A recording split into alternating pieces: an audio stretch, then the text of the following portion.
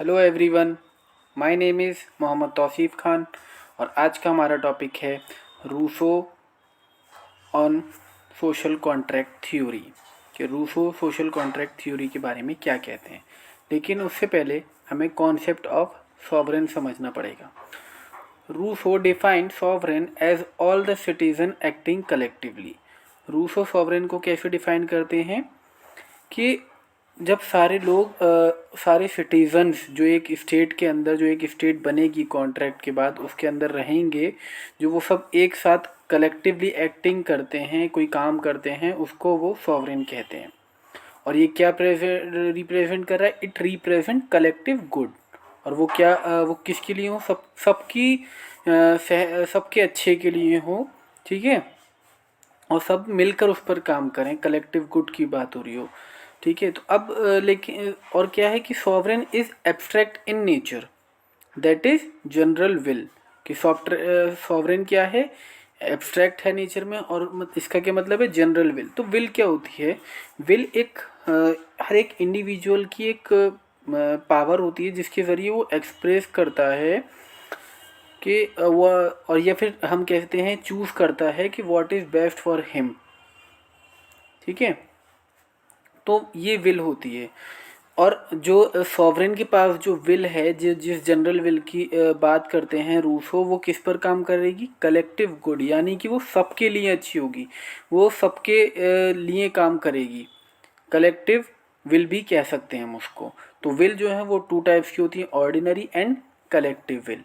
Ordinary को हम individual will भी कह सकते हैं, और कलेक्टिव जिसमें सब आ जाए।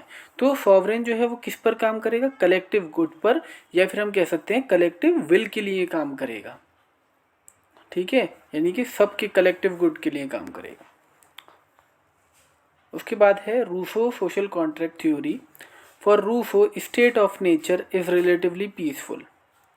रूसो के लिए स्टेट ऑफ नेचर कैसा था? पीसफुल था, मगर कॉन्ट्रैक्ट में आना ज़रूरी था। क्यों? क्योंकि जो कन्फ्लिक्ट्स हो रहे थे लोगों के बीच में, उसको ख़त्म करने के लिए।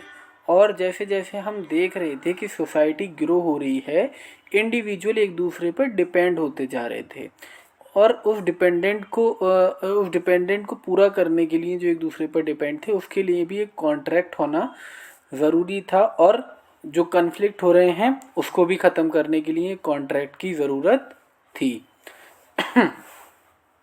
The authority of state is not inherently in conflict with the free will of individuals, because it represent collective will. ये जो इंडिविजुअल्स के बीच में जो कन्फ्लिक्ट हो रहे थे, ये इंडिविजुअल विल की वजह से हो रहे थे। लेकिन जब एक रिप्रेजेंट करने वाली ऑथोरिटी आ जाएगी, जिसे हम सॉवरेन कहेंगे, तो सबकी विल कैसी हो जाएगी? कलेक्टिव विल, या फिर हम कह सकते हैं उसे जनरल विल। तो रूसो ने जनरल विल के बारे में ही बात करा कि सबका गुड, कलेक्टिव गुड की बात की जाएगी उसमें, और वही सॉवरेन होगा, of which individual is a part. और इंडिविजुअल्स जो है उस कलेक्टिव विल का पार्ट होगा। अब देखते हैं फीचर्स। तो फीचर्स ऑफ जनरल विल, या फिर हम कह सकते हैं फीचर्स ऑफ सोशल कॉन्ट्रैक्ट, या फिर फीचर्स ऑफ सॉवरेन, सॉरी। तो सबसे पहला इनएलिएनेबल।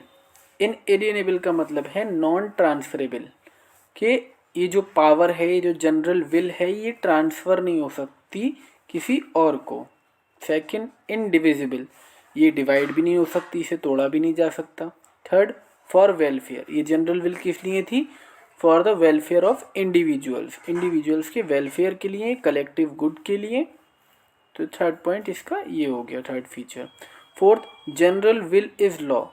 रूसो ने जनरल विल को ही लॉ बताया। ये जो कलेक्टिव विल है, या फिर जनरल विल जिसे हम कहें, वही लॉ है। Fifth point, permanent nature. जब इनएलिएनेबल है, यानी कि नॉन ट्रांसफरेबल है, इनडिविजिबल है, तो कैसा हुआ उसका नेचर? तो परमानेंट नेचर है जनरल विल का, यानी कि ये हमेशा हमेशा रहेगी।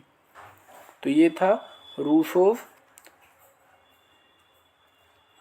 Social contract theory. I hope you understand.